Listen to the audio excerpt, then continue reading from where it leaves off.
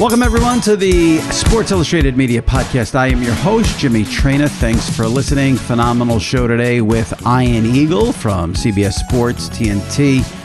Calls NBA and NFL games. Ian, for an hour on the pod, was absolutely tremendous.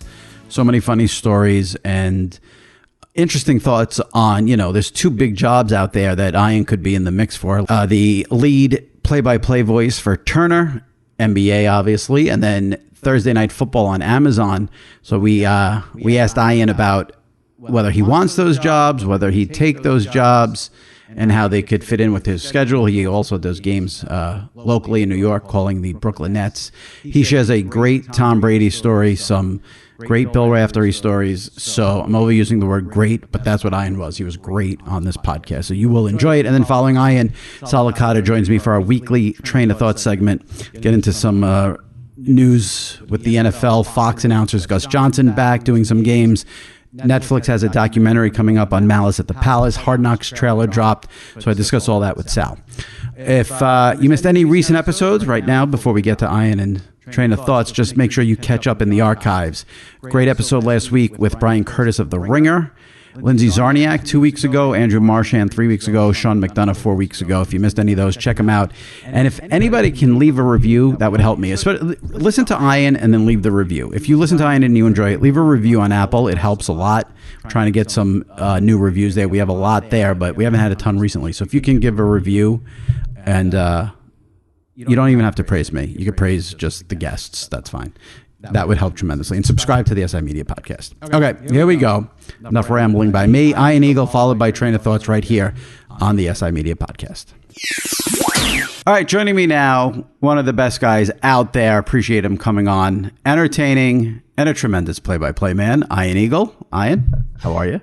Jimmy, great to be with you. I think there were years where David Letterman just had guests on reserve just in case. So Marv Albert and Regis Philbin were go-tos. If somebody canceled on Letterman, Marv would come on and automatically, the wild and the wacky. Or if Regis came on, I was at Peter Luger's last night. So there would be some, and that was it. That would fill a second. I feel like I've moved into the Marv Regis category with you. Well, no, that's not true. I always want to have you. I would have you on all the time, but you're busy with, you have 87 jobs, so I don't want to harass you.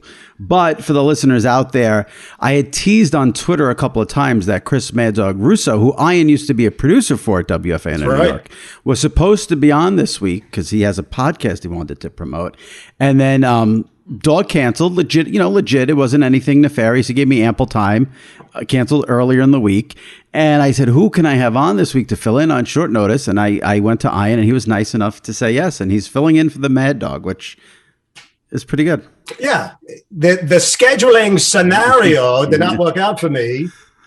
There's certain words with Russo that he leans on. And I know, Jimmy, to this day, you're still a loyal listener. That's one of the words that always got me with Chris. If he was ever in a pickle, and I think pickle is also a word he would use, but if he was ever in a pickle with whatever word was supposed to come next, he would just go with scenario, and that would just cover so many different possibilities to end a sentence. So it's funny. I've had this thought in my head now for a few weeks, and I need to do it soon because once football starts, all bets are off. But I'm going to listen to his whole show one day and sort of like live blog it. I'm not going to post it live, but I'll do it as like as a SI.com story because it's interesting. There are people who, I know athletes who get offended when he says names wrong. And I've tried to actually say to those athletes, like, he pronounces literally every word wrong and every name. So you can't be offended. And he must say scenario in a 3-hour show. Oh, yeah. Maybe 50 to 100 times. Yeah. Everything. The COVID scenario is when he says the COVID scenario, that is what I. And it covers so much terrain, just that one word. Yes. Fanny, that's another big one instead of butt or ass. And look, you can knock him in the fanny and get him. So there are certain words that just click with him. I drove with him to the city for 1 full year of my life when I was working on that show, and I was living in the city and he was living in the city. So I drove him back from work on a daily basis. And obviously we would get into deeper topics than just sports topics. And I quickly realized after like the second or third month, things that I would tell him in the car that might be personal would end up on the air. That was my first real experience with the idea that a talk show host would use your everyday stuff if he needs it in a moment or in a pickle. So, I would mention, my wife has this family thing I want no part of. I don't want to go to this thing. And then literally later that week, he'd say, well, as we know, Ian wants no part of his nephew's graduation ceremony. Like, shout it out to not just like millions and millions of people. Yes. The whole graduation scenario is not working for Ian.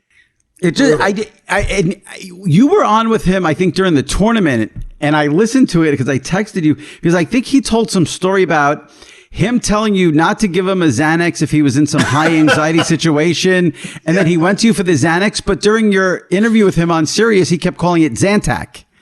Exactly right. It was medication for issues that he had been having with sneezing, claustrophobia. Oh, that's what. No. It wasn't as deep as that. No, it was just pollen. Really. Yeah. And he didn't like how it made him feel. So he would tell me, hey, do not let me take that. And then finally he came back to me. But then he added to the story by saying he told a buddy of his not to give me the Xanax. And he called it Zantac or whatever for stomach. Right. Yes. Right. No, he's got a lot of malaprops. They're all very entertaining. Yesterday's quote, he is his own guy. We know that. The quote yesterday that killed me, and then we'll move on, is he said that the pandemic was, quote, still bouncing around, end quote, thanks to the variant. Who would ever describe a pandemic as bouncing around? It's the perfect That's a very simple way of putting it, but also very, very descriptive. And a dog would get completely enthralled by my travels. He was a human OAG. Remember before the internet, there was this thing called the OAG where if you subscribed to it, it had every flight in America in this pamphlet. And he had it, and he didn't even fly that often. And I would say, why? He goes, I like the travel. I like the airlines, the time. And he would reach out to me when I first started doing NFL. He said, are you taking the 825 Embraer out of Kansas City to get out? I'm like, yes. Why would you know this, man? And he just had weird knowledge. Like Unbelievable. That's so great. Is this a little downtime for you? Because as we know, you do the NBA on TNT and you have the Nets during the regular season. Yep. And now, obviously, NFL on CBS. So is this a little break for the Birdman, or do you still have some things going on in these next 2 to 3 weeks? No, it's been a break, Jimmy. I've had a good time off. We went away. I've done some day drinking, which does not take place normally during my everyday life from September through the end of May.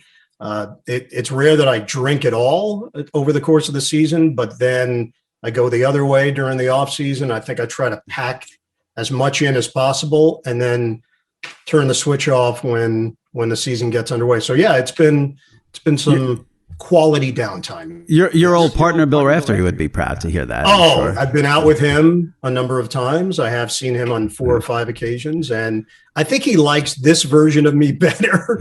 Like, hey, have a little wine, Bertie. Yeah, he's doing great. He's feeling great. It's amazing. He's amazing. He is a freak of nature. They're gonna study him for science for sure one day. I had, and we'll get into some professional things, but we're keeping it light right now. I had Sean McDonough on the podcast recently in the last month, and he told a phenomenal Raf story about which you've probably had this experience as the same as Sean, but Sean said they were on the road doing, I think he said they were doing a Notre Dame game. I'm not 100% sure, for a big Monday.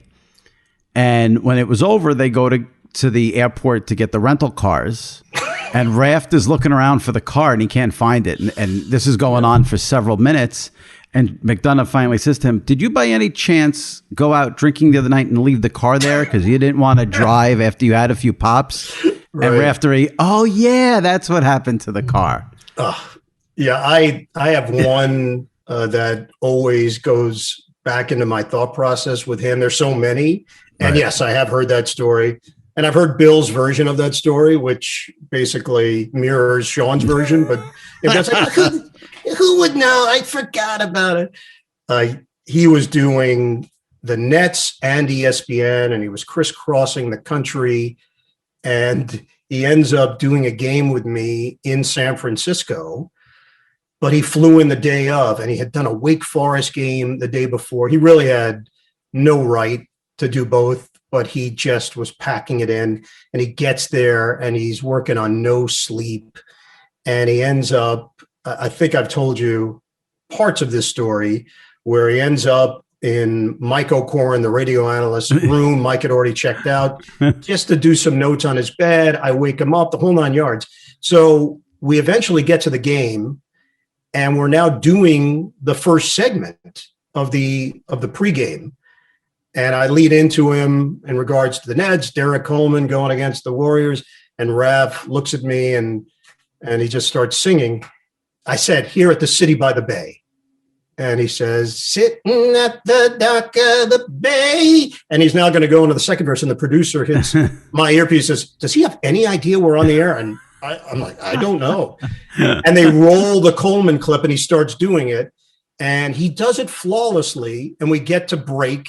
And I toss back to the studio. And he looks at me, he says, good rehearsal. I said, no.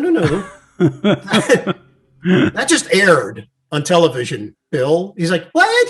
He had no idea. He said, well, how was it? I said, you were great. You did great, buddy. Those of us who make a living based on content on the internet, we would pay money for that video. We would pay money for that video. I would love to see that. It's like 1995. Yeah. Well, so you said Derek Coleman's. Yeah, sure. I remember those days. So let's get into a couple of sports media broadcasting things. Yeah. And I want to have some fun with your food issues because it's amazing that this becomes a big thing every time. So yeah, but listen, if someone is talking to Iron Eagle like I am, Marv just retired. Yeah. So naturally, there is a lead position open at TNT. I would assume you would want that lead position.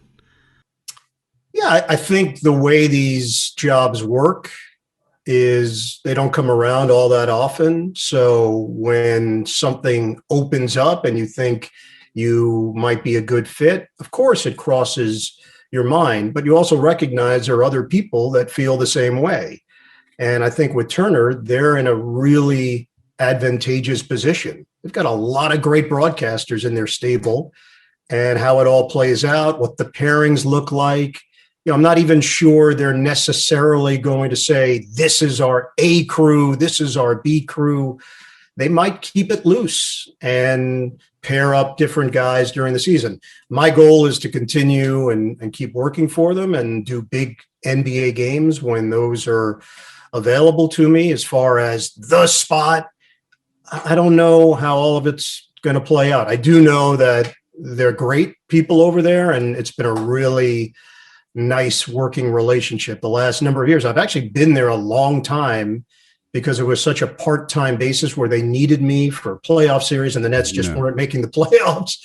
So I ended up with them for an extended period, a lot longer than you would think until you actually look at it on paper and went, oh my goodness, I've been doing playoff games for them in some capacity since 2009 or 2010. I was a sideline reporter for them back in 1996. Wow, I have no recollection of that. That's Kevin wild. Harlan doing play-by-play. Yeah. Dick Versace was the analyst, and I was the sideline reporter for San Antonio, Phoenix. I remember vividly interviewing Cotton Fitzsimmons of the Phoenix Suns. Doc Rivers was playing for the Spurs. I did a pregame hit before the tip with Doc. Wow. Charles Barkley was on that team. It was really the end of the Suns' run at that point. And that was my first assignment for TNT, 1996, incredibly enough. I was wondering, though, do the other jobs impact whether you can get the lead job for TNT, only because you have the Nets, obviously, locally on Yes here in New York, and then the NFL, which I would assume is priority over everything, especially with the number 2 crew. You get a playoff game and all that stuff. So would there be any issues if TNT wanted you to take that job? Yeah, you would have to look at it as a jigsaw puzzle, and that's how I've tried to look at this all through the years. How do you get the pieces to fit together, especially when you're juggling a number of balls in the air? So for me, I've been incredibly fortunate that I've had all these opportunities, but I've also been able to maintain them because I figure out how to make it work scheduling wise. And I don't make it a problem for any of those companies. I don't go to one of those networks and say, hey, by the way, I got this, so count me out. I try to make myself available. It could affect it just based on there are only so many days in the year and there are only so many events that you can cover. If you have a certain minimum that you have to hit on your contract, you've got to respect that. Back in 1998, I got a call to do a college basketball game for CBS. And it was only because every one of their announcers were in Nagano for the Olympics, for the Winter Olympics, 1998. Yeah. So I did a Arkansas Vanderbilt game on a February weekend in 1998. And the only reason I could do it, it was All-Star weekend in the NBA. I was off.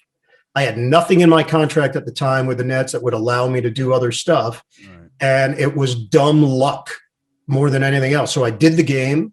I worked with John Sunvold. It was a nondescript game.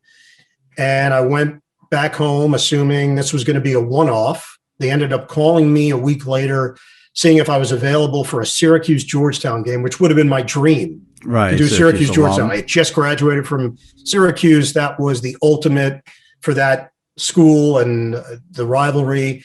I couldn't do it. The Nets were playing the Pacers and I could not get out of it. And then I thought, well, that's it. That's the end of it for CBS. I can't believe I'm saying no to this, but I couldn't do it. Right. They called me back to say, here's when the seminar is for the NCAA tournament. And I called, at the time it was Fox Sports New York. It was under the auspices of MSG. Yeah. The boss there, Mike McCarthy, who now is running the network for the Chicago Cubs, a great guy.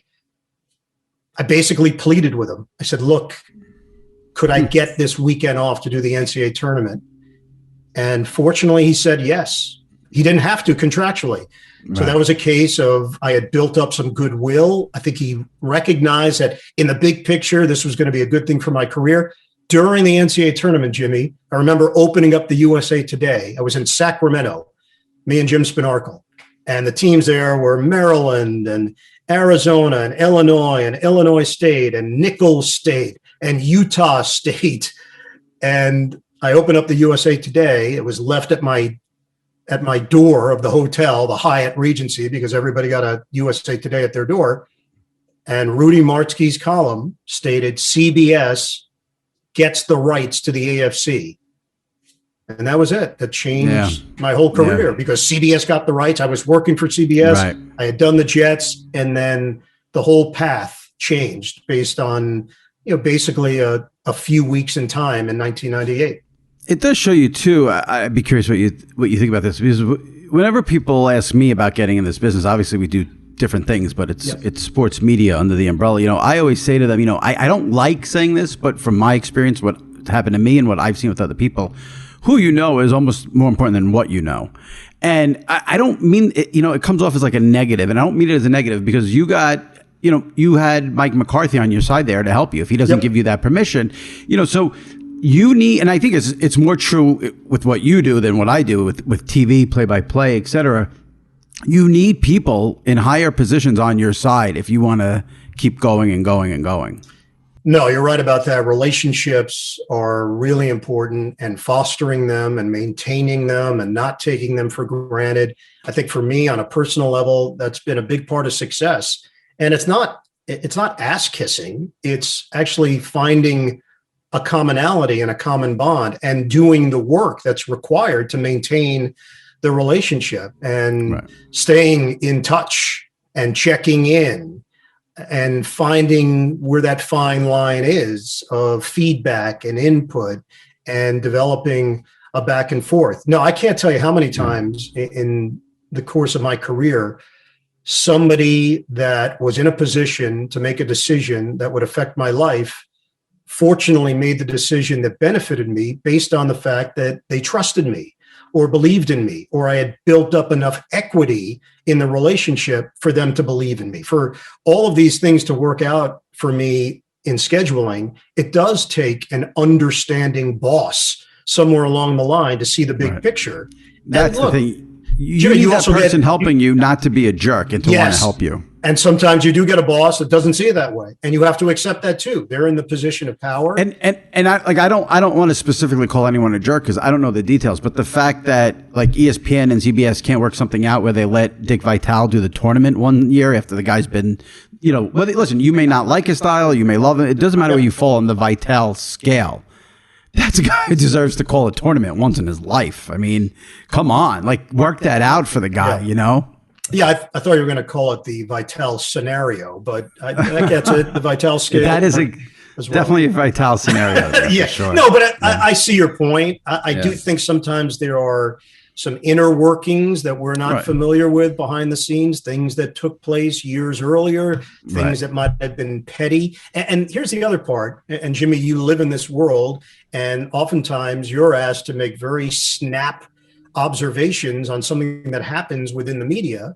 And we all know that the easiest way to do it is to take it off of what was the latest incident that happened.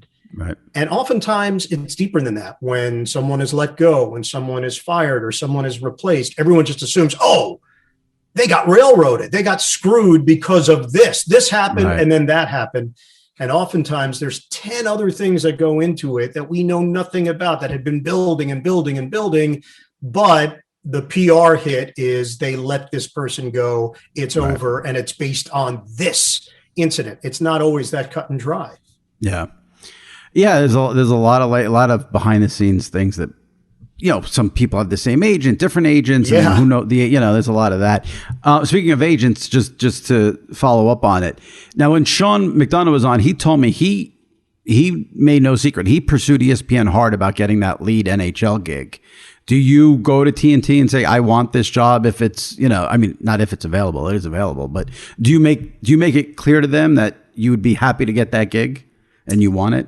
Yeah, I try to pick and choose those situations carefully. I found in my experience that telling management how to do their job is not necessarily the best way to go about moving up or advancing, but you do have to make your feelings known in some way. So you just have to be smart about it and aware of your surroundings. And as I mentioned earlier, that other people also feel the same way. And it's not shouting from the rooftops, and it's not calling over and over or sending endless emails. I think every situation is different. You've got to view it that way. There's no one specific formula of doing it, the second I heard about it, I picked up the phone and I called so-and-so and I let it be known.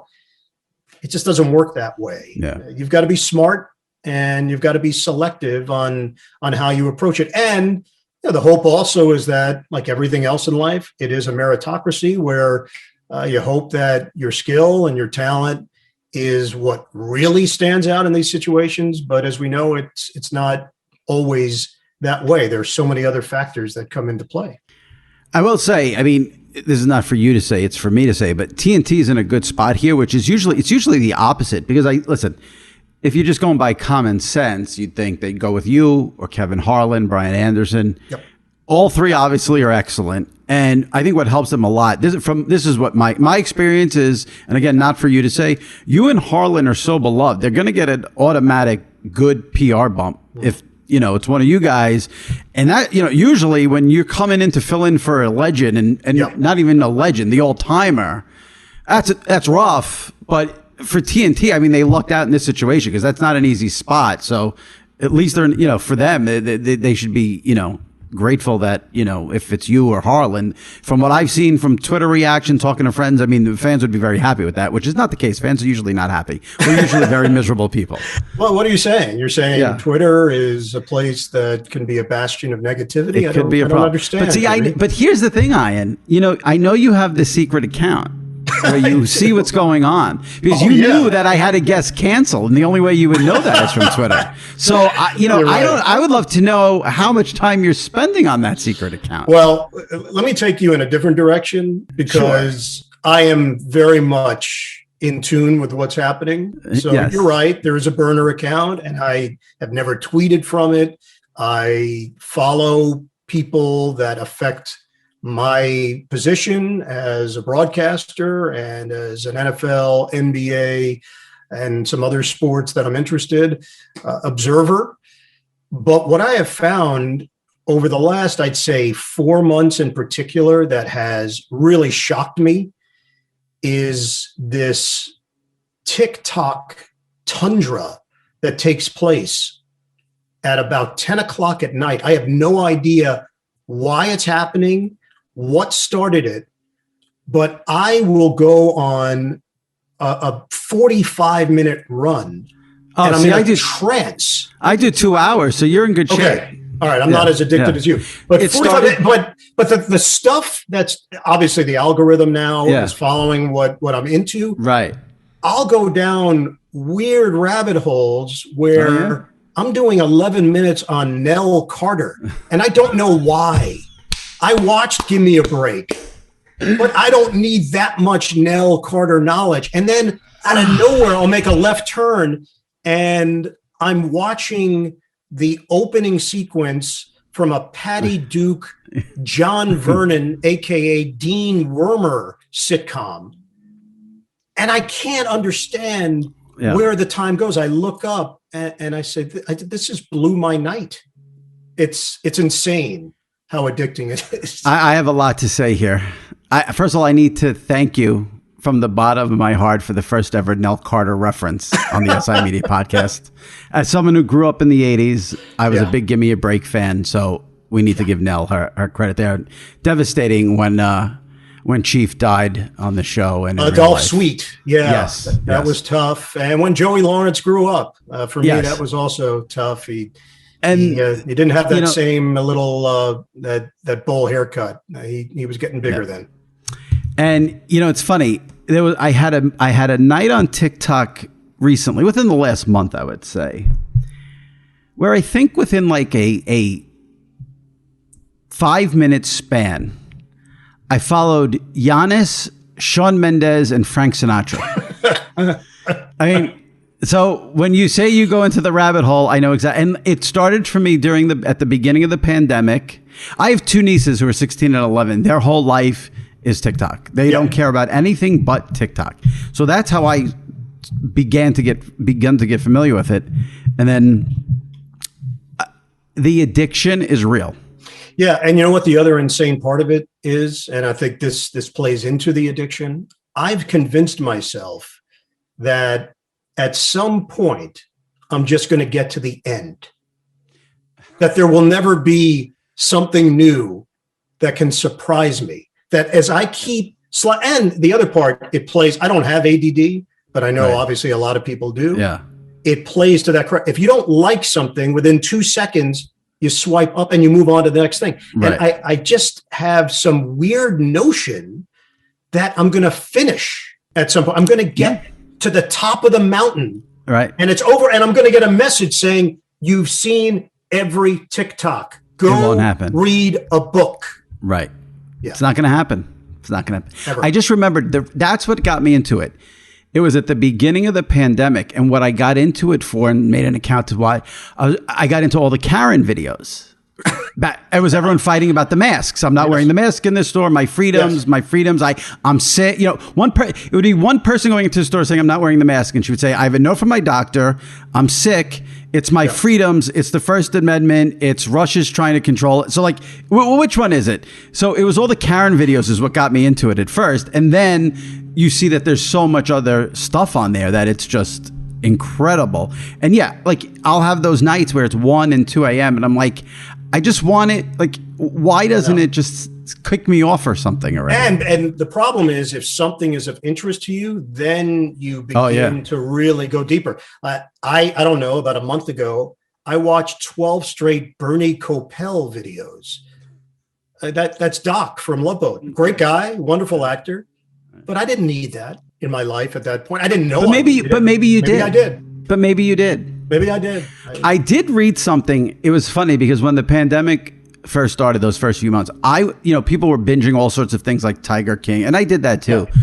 But I did go back and rewatch a lot of. I rewatched Curb. I rewatched The Sopranos. I rewatched, I think, the Larry Sanders Show. Yep. And I read something recently about how if you have anxiety, you went back and watched old things when the I was like, there it is. There it is. Yeah. So, and that's the thing with TikTok. I mean, there's the perception that it's for people who are 13, but it's now transformed to Frank Sinatra has an official account on there that I just followed. So look, my wife, who obviously knows all about the broadcasting industry now because of me and because of my son, and has been around it forever and can speak fluently on these topics, I will find her in a space in our house, as I call it, talking. And I'll look over and say, "Are you talking right now?" She'll look up. I am. You get the beady eyes. You get into the fiend mode where it's feeding back. It's like the alcoholic sneaking to have a drink, or the person who overeats hiding behind the food counter Snickers to eat that cupcake. Yeah. Yes, and you find now the wrappers underneath a vase. Sadly, I can relate to both of those categories. I'm hitting close to home. I'm sorry. Yes. Listen, there's stuff I will say I talked about this last week. I had an experience there where I got my first negative comments on TikTok. And because those people don't know you, man, they're vicious, but it's all good.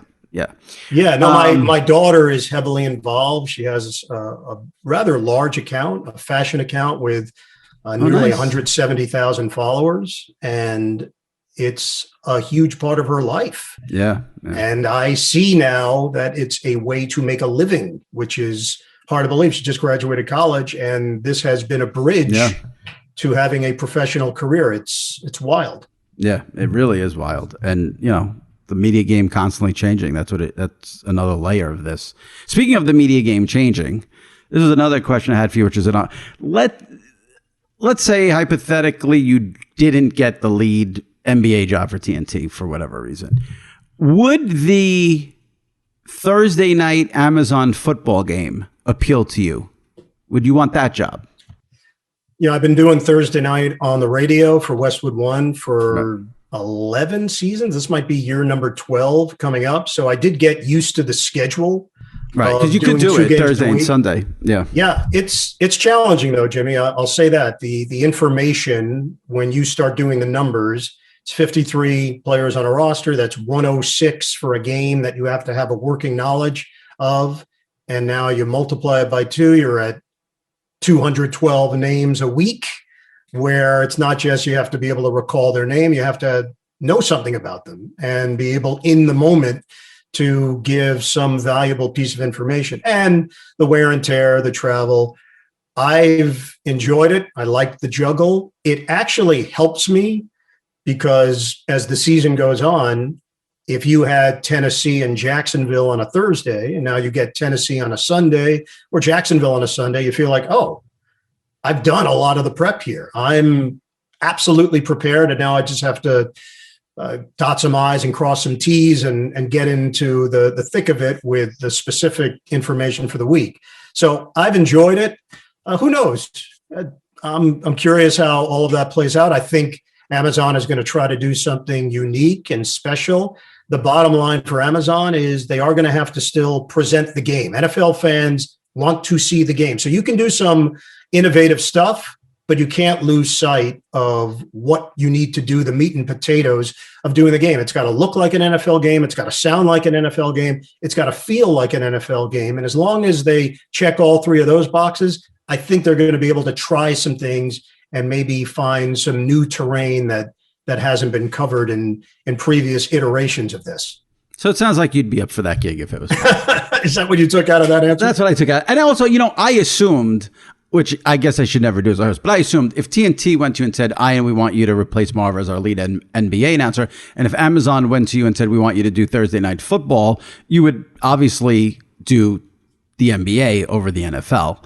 That was my assumption. Was I correct in that assumption? Hold on, let me write these down. These are good life paths to follow. Yeah.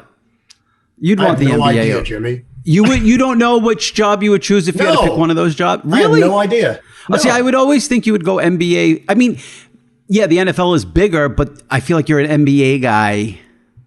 I don't know, because I remember you calling the Nets for 100 years. So I always think of you as an NBA obviously guy. I've been doing the NBA longer. I started in 94, started doing NFL officially play-by-play in 97. So they've both been long-term jobs. Hey, look, these would be really good problems to have. So oh, yeah, for sure. If those kinds of things pop up, great.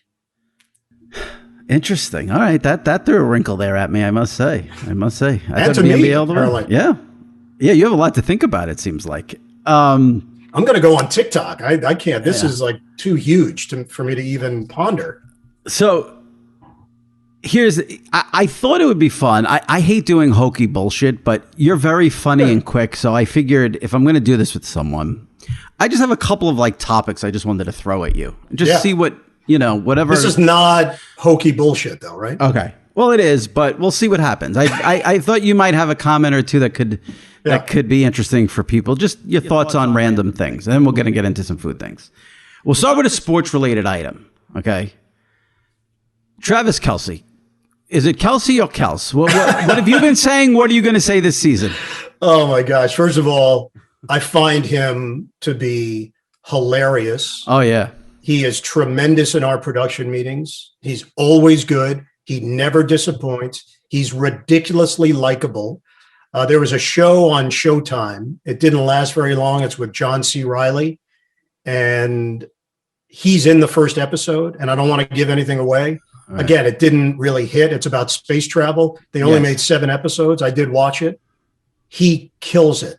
He is absolutely phenomenal in it. So if you want to go search it out on Showtime, give it a shot. Did you ever watch his reality show? I did watch a bit of it because I wanted to be prepared. I knew we were going to have him in a production meeting, and I don't want to hit him with the same old shit.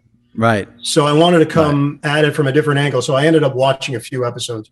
And again, I thought it was tremendous. Yeah. Now, for people who don't know, the concept of the show was Travis Kelce was looking for a girlfriend because I'm sure he had a lot of trouble finding a girlfriend. Correct. Good-looking NFL player, just probably 6'5", struggling. Yeah, struggling. Millionaire. Yeah. So to answer your question, wait, I just want to say one thing. So he went on the show, and the concept was he was going to date 50 women, one from each state in the United States. Because again, just with Travis Kelce, need more women that he can date. It's equal opportunity. He wanted to give every state a fair shot. I respect him. I thought it was noble. It was a great show. I actually thought the show was pretty good. It was cheesy as hell, but he sold it well.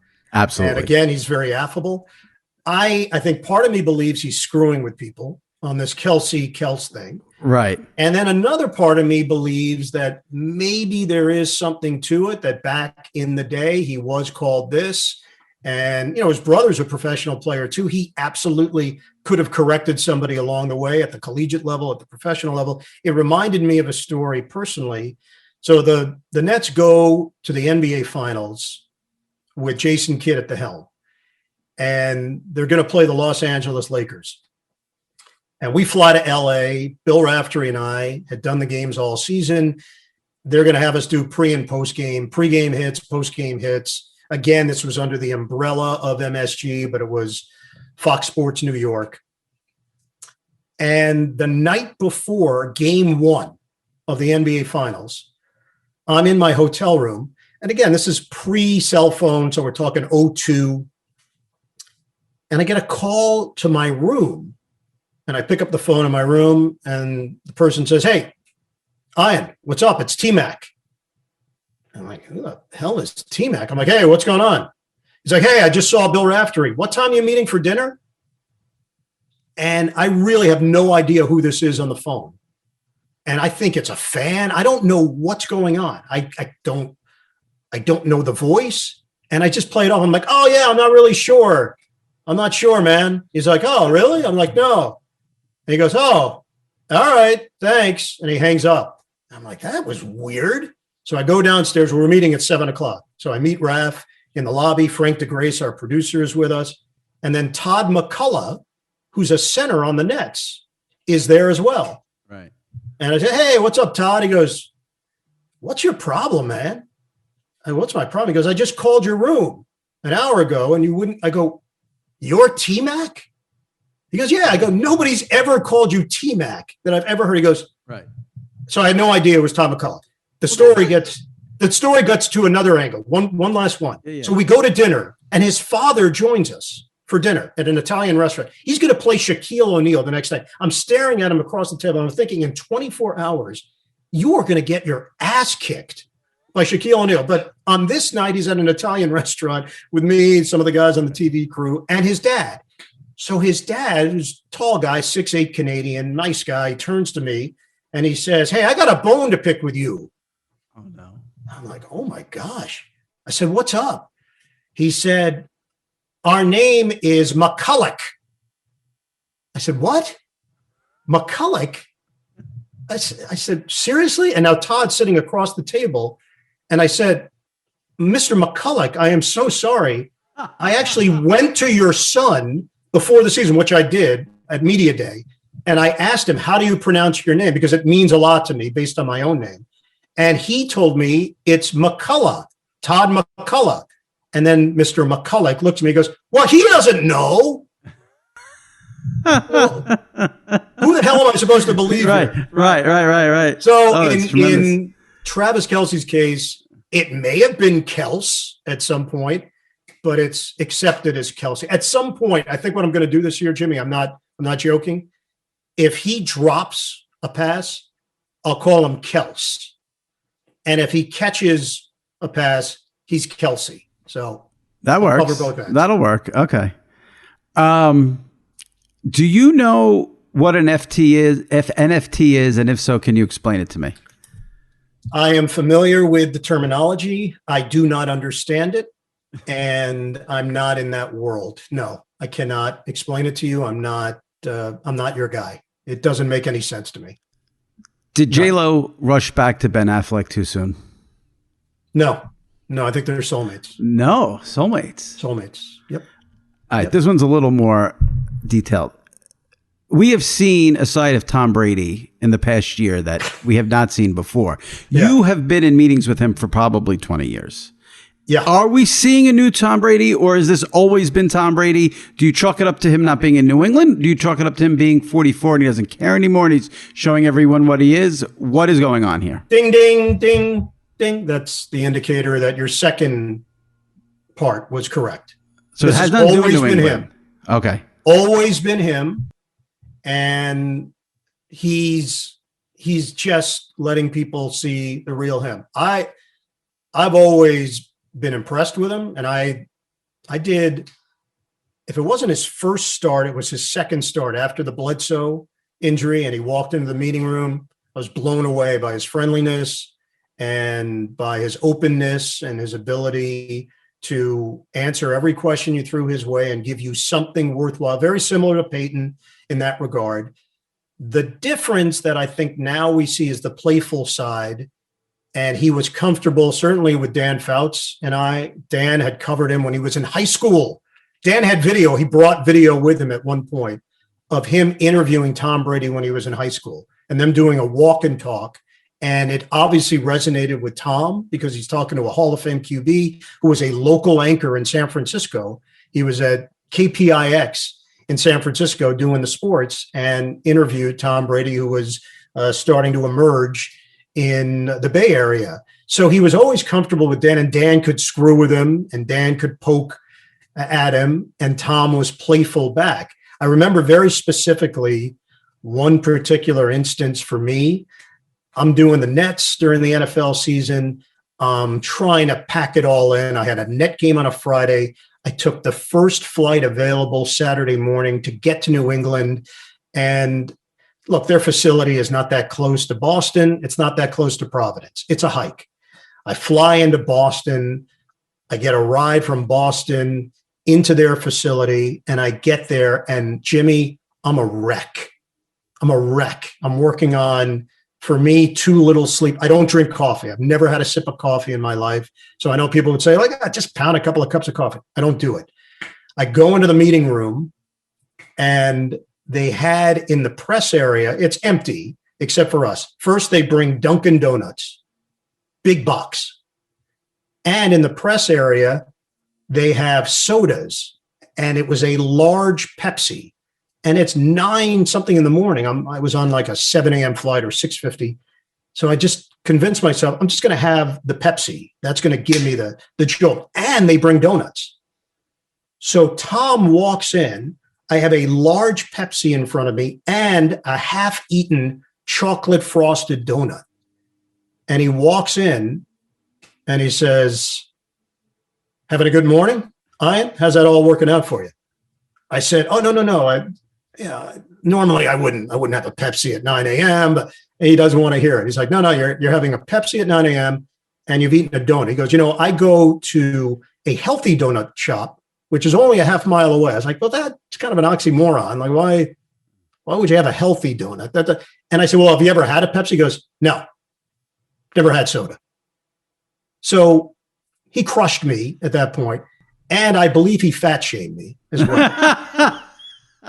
And so now I think he health shamed you. He health shamed you. He health shamed. Thank you. Yeah. 3 weeks later, we have him again. Road game. First thing he says when he steps up, he's like, "Where's your donut? Where's your Pepsi?" He knows to keep going back to it. A year later, he'll go back to it. That is true. He doesn't forget shit. That is true. Yeah. That is, I mean, I don't even know where to, I have so many things about that. I mean, see, here's my thing. When he says, he's never had a soda, he's never had a strawberry. Even as a kid, that's, I get it during your professional career. Listen, whatever he's done has worked. And I believe him when he says it. It's not that but you never had a soda as a kid? That one's hard to believe. I wasn't allowed to have soda as a kid, and that backfired on my parents because then I was curious. I was drawn in by the idea of soda. And I feel like if your parents don't let you have soda, as soon as you get to a friend's house, you're guzzling a 2 liter of Pepsi. Well, what happened, so my parents traveled a great deal. My mom moved to the West Coast to pursue entertainment. My father was on the road 200 plus days a year as an entertainer and representing Xerox after this very successful commercial that he did as a monk. And I was basically living with a live-in housekeeper. And a friend of mine, a buddy of mine, Stephen Justman, came to the house, and he had a Mountain Dew, and he threw it out in my garbage. And our housekeeper saw it, and she asked me, she said, Ian, you like Mountain Dew? I was like, yeah. No, I love Mountain Dew. I'd never had a Mountain Dew in my life. Right. She gets a case of it. I didn't sleep for 2 weeks. I pounded this stuff like it was going out of style. And my father got home. There might have been like 1 can left on the shelf. He goes, hey, what's going on here? I was like, dude, things have changed. All hell is broken loose. That's what's going on. Life is different, man. Can I tell you? Life pre-Mountain Dew. Now I know a different life. I have never had a Mountain Dew. Man, did you ever have Jolt Cola in college? No. Yeah, no, it was a rush. I was never into, the Brady stuff, I just can't get over it. Tom Brady recently told Jim Gray he shops at Target. Do you believe him? I believe him. Yeah. I do too. I believe him. And I like that. Yeah. He's a good dude. I'm telling you this from someone now. I agree. I agree 100%. I've always loved Tom. Really good guy. He's always been my favorite player to watch. I've told this story a million times. I interviewed him once in person for SI. I was blown away by the experience. So I'm with you on that. It's funny because we're talking about Brady, and I thought of it earlier when you mentioned a burner account, and I should ask you since we're doing this. What is doing the Nets? What has your experience been like with Durant? Now, obviously, you're not going to sit there and bash him, but Obviously, I don't want to use the word controversial. I don't think he's controversial, but a unique personality. Let's just say that. And like I said, he came in my head when you mentioned burner account because he loves to mix it up on social media. As the voice of the Nets, what's been your experience with Durant? Limited, but the experiences that I've had with him have been positive. I think he's a really interesting guy. He doesn't put up this false persona. He's not trying to project something that he's not. He, at some point over the course of his career, decided, I'm just going to be real. And some people are going to like it and some people aren't, but I'm just going to do me and do my thing. And ultimately, he's been incredibly smart as a businessman. He and his business partner, Rich Kleiman, have done some major deals. And he has accepted what comes with this job. And to some degree, he's embraced it, sometimes to his detriment, probably. It would probably be healthier just to let some stuff go. But he likes it. He enjoys the visceral effect of getting into it with fans or pundits, calling people out on their bullshit, if he believes that to be the case. To me, it's kind of refreshing. And it is amazing. I mean, the NBA season really did come down to his foot being a centimeter, maybe. Insane. Like truly. Yeah. Truly. You said you had limited interaction with him, I assume mainly because of COVID, right? Yeah, Probably pandemic. For one full year, there's been nothing. Well, I didn't see a player. I didn't talk to a player other than on Zoom. I have not been with a player or a coach since March 10th of 2020. I met with Doc Rivers and Steve Kerr in person for a TNT game. Me and Stan Van Gundy did the game in San Francisco. And I also recall that was the last time I shook someone's hand. Raymond Ritter, the PR guy for the Warriors, I shook his hand at the end of the night. The next day, all hell broke loose. I took a red eye home. There was one person on the plane wearing a mask at that point. And even then, I was like, what's that person doing? What's going on there? And then at the Super Bowl, this past Super Bowl, I wrapped up my stuff pregame. And as I was getting my material out from the area it was in, I lift my head up and somebody who was going to take my spot had their hand extended and said, great job. And I shook their hand. That was the first time I shook someone's hand in 11 months. I thought you were going to tell me you matumboed them. I did not. No. I did not matumbo. Okay. I shook his hand. Do you know, I mean, we're 5 weeks away. Do you know what the plan is for the NFL? So, like, are you going to be able to do your player meetings on Saturday, or we're still not doing that? Zoom? You don't know yet? Yeah, I don't know. I think it's very fluid, and I think it might still be changing. Jimmy, I don't know if it's set in stone. I think there might have been one thought process of this is how it's going to be done. And then now with what's going on around the country, they might amend that, and they might have to. Yeah. They'll probably have to. I bet they wait. They got to wait as long as possible, I guess, to figure out what the plan's going to be. All right, before you go, let's clear up some food issues here, because if you Google I want to clear up some food issues. Okay, so let me just start with this, because you said you have never had coffee. That's true. Never had a sip. Did you see what Lions coach Dan Campbell said today? Because it happened right before we started. Yes. He drinks 2 40-ounce coffees with 2 shots of espresso. So he's having 80 ounces of coffee and 4 espresso shots to get him through the day. Yeah. And that shows you I am active on Twitter, because where else would I have seen that? Yeah. Right. I did see it. NFL coaches, boy, talk about the weirdest people on earth. No, seriously. Like with those stories, like they'd be like, John Gruden's in his office at 4 a.m. Why? Like, why? Why are you in your office at 4 a.m.? It's like, they're different. It's not gonna help you. Yeah. Different. Okay. So just to clarify, because there's like all these, I mean, you Google your name, it's hysterical. Never had ketchup. You had it once by accident. Yeah, by accident. Fifth grade class trip, Washington, D.C., McDonald's, disoriented. They were tossing hamburgers around. I took one bite. Oh, my God. And that was it. That's the only time it's ever crossed my lips. Now, when you say no condiments, no ketchup, no mayo, no mustard. Okay, I got that. Now, and no salad, because that would require dressing. No, I've never had a salad. Now, what about spices? Yeah. No, cinnamon, like for example. Yeah, cinnamon is okay. Yeah. Yeah, I can eat cinnamon. Yeah. Okay. What do you think? I'm a communist? Yeah. I mean, I got to get now, like like Chinese food. Yeah. Is that a bitch for you to order? Are you doing like a lot of on the side? No, not like, a bitch. No, I just accept whatever they're doing. It's a part of it, and I'm fine. So it's really just the ketchup, mustard, mayo trio and the salad with the dressings. The dressing, Thousand Island, that would freak me out. French dressing, Italian dressing. No, even Italian dressing. Yeah. Like any dressing. What about like a pasta salad that's got like an Italian dressing? Never had it. I've never had pasta salad, never had potato salad. No. Right. And when I say I don't like it, it's one thing. I'm telling you, I've never eaten it. Oh, I believe you. That's the distinction. And people will question me like, come on, why would I lie? No, I totally believe you. As quirky as that?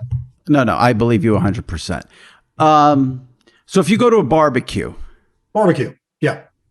person's grilling hot dogs, hamburgers. That's fine. Plain. Yeah.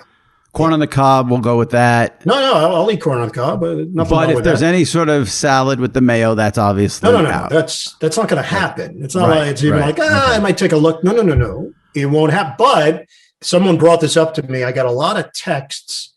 I think it was after I was on with Dan Le Batard, because that seemed to uncork many reactions. And I got pissed when I saw that, because I'm like, Ian's talked about this with me. Yes, I was on with you and I explained this, but I got a very specific text from someone saying, I'm going to call bullshit on you because I know for a fact you have barbecue sauce and that's a condiment. And I said, whoa, back it up, brother. That's a sauce. It's very different. That's saucy. I'll tell you right now, if I went on Twitter and said, is barbecue sauce a condiment or a sauce, all hell would break loose. Oh, I know it. Don't do, please. I'm asking you, don't do that. I won't do it. But if someone's listening to this, go on Twitter and let us know what you think it is. What about, so no coffee, tea? Yeah, I mean, I would drink it. I don't really drink it. There's a throat coat that I drink before every broadcast. So that is tea. And it's something that I found, I don't know, 10 years ago. I don't want to go all Tom Brady on you. Are you doing like the soda in the morning to get your energy up? Or it's all mental. No, I don't drink soda in the morning. That just happened that one particular day. That's and you can't live it down. Yeah. I don't. So in a cold, like January morning, 7 a.m., you got to be out of the house. What are we drinking? Hot chocolate? I mean, I would have a hot chocolate, but I would drink nothing. You don't need the hot beverage to get the bones warmed up. Okay. Do not. No, it doesn't affect me. Interesting. Now, how does this play with? Now, obviously, Rafter, he's only caring about like if you're drinking scotch or no. He's a coffee drinker, and the funniest part, he knows I don't drink coffee. Yet every time he gets coffee, and I think it's just based on him being a nice person, he says, "Hey, Bear, do you want one? Should I get you one?" I don't think he's being a prick about it. I think he truly thinks maybe that'll be the first one I'll have. Like one day I just whatever you get me that. Never had it, but today's the day. We're going to have it in Knoxville, Tennessee. Love it. I don't think the coffee thing is weird at all. No. I know a lot of people that don't drink coffee, but they drink soda in the morning, which repulses me. No, I don't do that. I don't do that. Well, let's end it there. That's a positive. I don't think so. Oh, you're saying all of that was a negative, and then that Tom Brady story is a little shaky, Ian. It was shaky. The goat is coming in, and he's not eating anything but avocados and no tomatoes, and there you are guzzling the Pepsi. Trust me, I was not of sound mind. Yeah. How many hours of sleep do you require to function? Is there a certain number that you need to hit? I have a weird thing. I can function on function on 4 hours of sleep. Mm-hmm. But if I don't get 8 the next night, it's going to set you back. I will have a migraine and I will be completely messed up. Okay. Yeah. So in a perfect world, this is rare. If I got 8 hours, that would be incredible. I tend to get 7. I can function and do everything that I need to do with 6. Anything under 6, something's going to go awry. But that's got to be hard for you though with your schedule. I mean, you do games late at night and you got to travel. It is very hard. Yeah. So my point is, on that particular day, I was under the 6-hour threshold, and it affected my judgment. And Tom Brady, he made me pay, like he's done to so many others over the years. Exactly. Yeah. I was like a DB in bad coverage. Yeah. Like he said about on that show, and he said, "Oh, you're going to keep that motherfucker instead of me." He knows. He doesn't remember. He doesn't forget. No, he doesn't forget. He remembers every steel trap brain. On that I love seeing it. I love seeing it, and I love having you come on. Thank you, Ian. I appreciate it greatly. It means a lot. Thank you, Jimmy. My pleasure. Enjoy the NFL season. Stay safe. And who missed out on this? Doggy. He'll be on soon. He'll be on soon. But the Traina scenario. Yeah. Well, you know, it's funny. He wants to come on to promote a podcast. He does a podcast for Sirius. Yeah, he does. And he will, and you know this better than anyone, he will mention the podcast on his show to promote it and then take a shot at me out of nowhere. He'll be like, I talked about the 1954 Pirates for 2 hours. Put that in your pipe and smoke it, Jimmy Traina, with your podcast. I'm like, wait, what did I do? No, you're collateral damage. He is. You have to view it as such. I love it. All right, Ian, thanks a lot. Be well. All right, see you, bud. Take care. I showered for this, so let's just get that out. I'll tell the people for YouTube. Yep, I put some Mousse product in. All right. Yep. Thanks, man. Yeah. Appreciate it. All right, Jimmy. All right. Be good, bud. Thanks. All right, joining me now, as always, every week for our weekly Traina Thoughts segment, my buddy Sal Licata from WFAN Radio in New York and SNY TV. How's it going? I was going to say, what's next? Yeah, no, not bad. I realize every week I come and I plug SNY and FAN. I should give out your Twitter so people could yell at you on there because I know you love that. Good point. Yeah. Yeah. At Sal_Licata, LIC. You couldn't get Sal Licata? You had to get the underscore? I could not get it. No, even years back for whatever reason. It was just not there. Interesting. Yeah, plus it looks weird anyway with the two L's back to back. The underscore separates. It looks nice. Sal loves Twitter. I hate it. Loves I hate Twitter. it.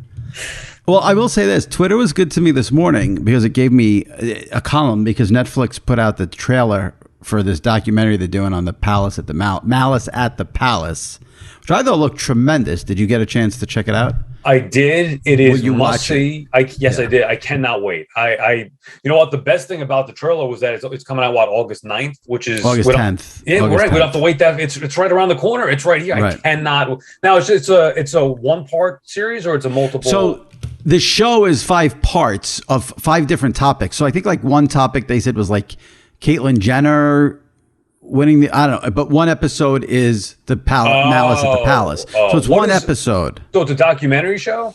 Docuseries, yeah. The docuseries, okay. I thought it was Netflix. just specifically on that. That's great. I'm into that. I love documentaries, so I'd even check out the other ones. But that one in particular is, I can't wait for that. Yeah, they did a good job with the trailer.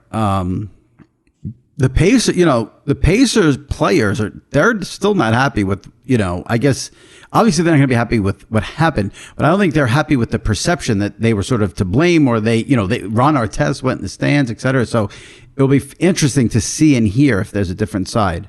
I remember that, man. It was such a wild night. I couldn't believe it. Remember at that time, it's a little different now where you're seeing fans throw stuff more and just be more interactive, especially with social media. Back then, it wasn't necessarily like that. What was it, 2003, 2004, something like that?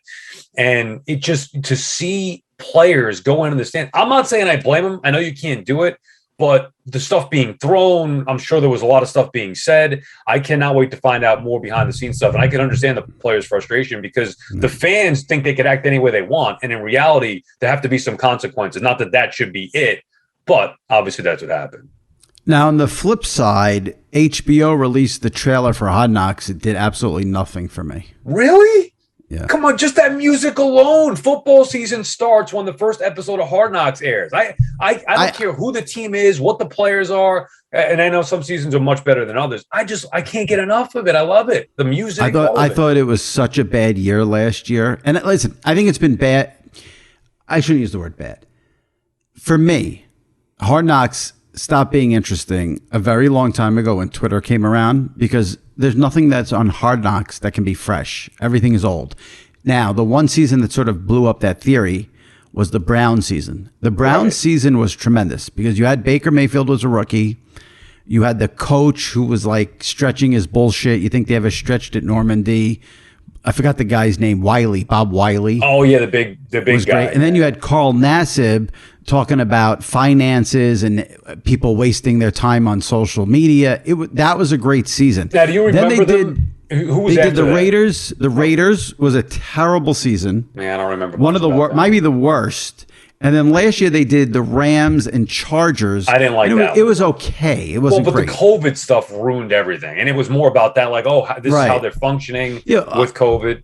No offense, but what do you think this year is going to be? I mean, there's going to be a lot of COVID this year, too. I don't want to see that. At least it's one team. I thought last year, too, the two teams at times. I thought it was confusing, but it was just too much. I want to focus on one team, and that's it. Dive into that team. So I didn't like the idea. And it was also about the new stadiums and everything. Last year was, I agree with you. I thought last year's was probably the worst for many reasons. The Raiders, I don't really recall. I know people ripped the Falcons one that they had years ago. That was a bad one, too, yeah. Yeah, so, I mean, some of these are nondescript. I think this will be a good one, though, with the Cowboys. I hope. You know what it is? And I know this is blasphemy to say this, especially as someone who's like in the media. And I get everything's about the Cowboys, America's team. I mean, their ratings are always strong. You write anything about the Cowboys. I'm not interested in the Cowboys. I'm just not.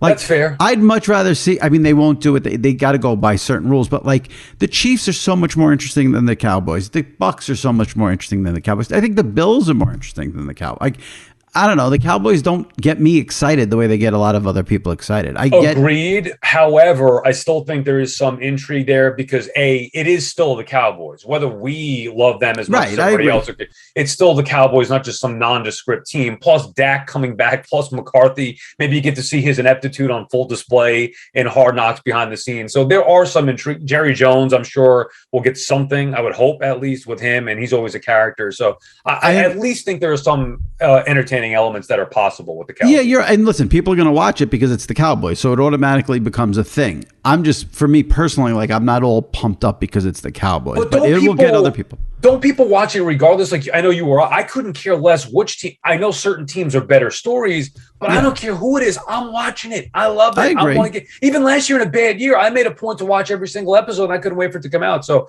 how bad could it be? Even its worst is still a great episode. Yeah, for me. I agree. I think the biggest piece of media news this week is that Gus Johnson is going to do some NFL games for Fox this year. He did NFL for a while, for many years for CBS.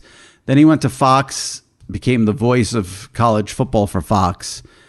And now I emailed Fox, a spokesperson told me he's going to do 6 or 7 games with Aqib Talib, who was tremendous in the couple of games he did last year. Are you a Gus fan? Because some people don't like the screaming and yelling. I don't mind it. I wouldn't necessarily say I'm a Gus fan. I think he's fine. And I remember certain games when he used to do with CBS, there was some funny moments. He's funny. He's entertaining. But I wouldn't say that I love the screaming and the over excitement. So I'm not look, and he's better than a lot of the other teams that they run out there. So no question about that. But I wouldn't necessarily say I'm a Gus fan. See, a lot of people like to say, like, you're not going to watch the game for the announcers. You think if Gus Johnson and Aqib Talib are calling, Lions, he was very good because he was different. He was unique. I like. But if they're calling, Lions, who else thinks Lions Washington? I'm going to listen to them. I'm absolutely going to have the sound on their game. See, you're a Gus fan. I don't know if there's an announcer in the world that can maybe have the sound on for Lions Washington. I mean, it's got to be a rough Sunday for that to be the case. But it's a smart move by Fox. It's a very smart move to have him do some NFL games. So who's he replacing, and why isn't he doing it a full slate? Well, Dick Stockton retired, I think, a year ago. Right. Sam Rosen was not in the roster. Is he gone now, Sam? He's not doing any games for Fox this year. They lost Tom Brenneman. Right. When he decided to just scream out a slur in the middle of a Reds game. Those are three guys. Yeah. And they needed a change because those guys, and I love Sam Rosen with the Rangers, but with football and Stockton, the same thing. You could tell it was just, it was time. It was time to move on. And then the other interesting thing for Fox for the NFL this year is they're going to have the number 2 team with Burkhardt, who we both like a lot, is going to be Greg Olsen going right from the field into the booth, former tight end. And he's on the number 2 team with Burkhardt, which means he's going to get a good game every week. And then Aaron Andrews got moved to that team as well. Explain. Aaron is still with Buck and Aikman. Oh, okay. Maybe I misread something. What Fox is going to do is on weeks when they have the America's Game of the Week, which is usually like the 425 doubleheader, right? They're going to have Rinaldi join that team, and I guess they'll cover both sidelines. They'll have Aaron cover one sideline, Rinaldi cover another. Okay, so he's only doing those games. Okay. So it's still Buck, Aikman, Aaron, and Burkhardt, and now Olsen. Greg Olsen. So that'll be, and then CBS, they're not announcing their announcers yet, but I'm intrigued by all of that. So I get into I like football. I like to have good announcers. It's Agreed. But you and I, and look, we watch a lot of Sunday football together, and I'm sure we'll do the same thing again this year. It's really less about the sound for a lot of the games. The biggest ones, the standalone games, obviously Sunday, Monday night, the 4 o'clock primetime game, the big game of the week. Obviously, there were some big 1 o'clock games too throughout the course of the year, and you want to have Ian on those games or whatever. So yes, I'm into that, but it is a little, especially for the 1 o'clock games, you get so much going on, so many different things. I don't know if I would say I'm focusing on the announcers. Although, if you're a fan of whatever team, let's say the Giants, you like having the big announcers there because it makes you feel like you have a bigger game. Yeah. Oh, for sure. Without a doubt. That's why, there's all these rumblings. I talked to Ian about this before you came on. Amazon wants to get a really big booth for that Thursday night because now they're going to have it exclusive. And, it hit me like what having Ian. Marchand reports that they want Al Michaels, but if they can't get Al, Ian could be a guy who gets that gig. Well, now wait, how would they get Al? He's not under contract with NBC anymore. Well, this is supposedly this is going to be his last year at NBC. Supposedly, okay. And the other thing is the Amazon game is going to be produced by the NBC team. Okay. By the NBC director, producer. Which would be the guys that he's familiar with, Al. Right. So Al's not going to do every Sunday night. It's going to be like last, Tirico did about 3, 4, 5 games last year. So I think they're going to have that same deal again this year. I will say, I have to say this, and it's not just because I'm friendly with him and have known him for years, and not just because you had him on and you're friendly with him. Ian Eagle needs to be, for the betterment of the viewing audience, he needs to be on a primetime game. I mean, he's made for it. I don't care if it's Monday night, Thursday night, Sunday night. Ian Eagle, at some point, give us what we want. We need it. Ian has to be on primetime. It's great for CBS on Sunday afternoons. I understand that. He's got to be on primetime at some point soon. I don't disagree. The problem is there's no job out there. Like Nance just mentioned that might be one Amazon. That could be, yeah. But if Al wants it, then Al get. The problem. Here's what's weird. What's weird is there's like this new thing where like these networks get someone waiting. Like the reason NBC wants to have Al maybe retire is because they have Tirico waiting. Right. I guess. So it's weird. It's very so. Like if NBC says he's just not, Tirico's very good, and it's not a knock on anybody else. Even Steve Levy, who I thought did a nice job with Monday Night Football. Come on, Ian Eagle. It's almost like he's underappreciated, and I feel like if he's on a primetime game like that, he will get the proper accolade. I don't even know if he wants to do that, but he needs to be on there. I love Al Michaels. He basically said he would want, he would want that gig if it was offered to him. The issue, but who knows if CBS would let him do it? No, he'd probably have to. And I don't know what his contract is. I thought I read last year where they extended him. He just resigned. Yeah. So you would know better. He's made for prime time. It's what we need. I'm telling you, if you don't know, even the Brooklyn Nets. I don't love the Nets. I don't like watching the Nets. I watch it specifically. You talk about watching a game because of an announcer. Ian Eagle is probably the only announcer that will make me want to watch a game that I otherwise would have no interest in. I have a few out there. Like I'll watch if I hear Raftery doing a game, I'll leave it on for a little bit. Marv used to make me listen. If Harlan's doing an NBA game, I want to hear him for. I'm not listening for 3 hours. Obviously, John and Susan here in New York, I get locked in on them. Michael K. as well. I know you love. I listen to the radio broadcast. I enjoy John and Susan. John. I predicted his home run call for Anthony Rizzo would be nobody beats the Riz, and he went to it the second night. I mentioned that I was doing the warm-up show on the Fan, 5 a.m. to 6 a.m. with Jerry Recco, and he was teasing me saying, would you have a call with Rizzo? I go, I don't have one, but my buddy Jimmy Traina does. And I mentioned it. Nobody beats the Riz. This was before Sterling. This was before it even became a thing. So everybody liked that one, and it seems like that's been the hit here. Highlight of my career, I must say. You were ahead of the curve on that. I don't have any non-sports topics for us this week. Do you have any? Do you have anything you want to say? I could give you the floor here. No, nothing that we can talk about on the air. Obviously, okay, good. mean, that's going to be. I'll talk to you later. Yeah, I hope we can go out to Maureen at some point without having any issues. But no, I'm looking forward to the football season. Baseball playoffs coming up, so I'm ready for everything. Non-sports stuff, I really don't have anything off the top of my head. Yeah, it's been, I don't know. This summer's again. I said this to you last week. It's August 4th. Get me to September 1st. The weather in New York, though, hasn't it felt like fall this August? It's not so impressive. I like it. You walk outside, it's a nice that kind of cool breeze. Don't get tricked. We still got heat coming. We're not close to football yet. 5 weeks from tomorrow. 5 weeks from tomorrow. Right. 5 weeks from Thursday's opening night. Yeah. And once that happens, it's over. It's over for me and the wife, that's for sure. Me and you become more of a couple than my wife and I. That is the perfect way to end this segment. I'm not saying another word. We'll see you next week. All right, that wraps it up for this week's episode of the SI Media Podcast. My thanks to Iron Eagle for a phenomenal appearance. My thanks to Sal Licata for an excellent Traina Thoughts. And if you missed any previous episodes of the SI Media Podcast, be sure to check them out in the archives. Brian Curtis was excellent last week. Sean McDonough recently, Chris Long, all of those in the archives. Give them a listen. If you could rate and review, that helps as well. Subscribe, rate, and review. It really does help me out a lot. All right, we'll see you next week right here on the SI Media Podcast. Stay safe and take care.